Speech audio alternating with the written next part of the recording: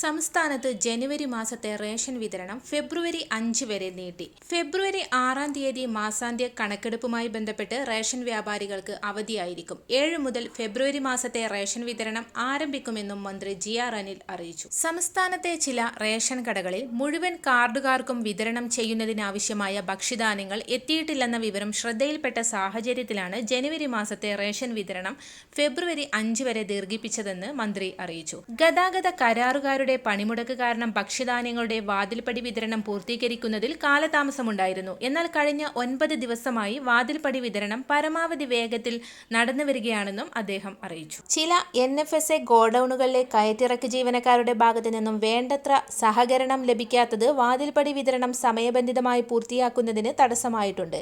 ജനങ്ങൾക്കുള്ള ration ഭക്ഷ്യധാന്യങ്ങൾ സമയബന്ധിതമായി എത്തിക്കാനുള്ള ചുമതല സർക്കാരിനെ പോലെ തന്നെ ഈ മേഖലയിൽ പ്രവർത്തിക്കുന്ന കയറ്റിറക്ക് ജീവനക്കാർക്കും വിവിധ തൊഴിലാളി സംഘടനകൾക്കും ഉണ്ടെന്ന് മന്ത്രി പറഞ്ഞു. സംസ്ഥാനത്തെ റേഷൻ വിതരണം സുഗമമായി നടത്തുന്നതിന് ഈ മേഖലയിൽ പ്രവർത്തിക്കുന്ന എല്ലാവരുടെയും സഹകരണം ഉണ്ടാകുമെന്നും മന്ത്രി കൂട്ടിച്ചേർത്തു. എല്ലാവിധ സർക്കാർ അറിയിപ്പുകളും നിങ്ങളിലേക്ക് എത്താൻ ഈ ചാനൽ സബ്സ്ക്രൈബ് ചെയ്യുക.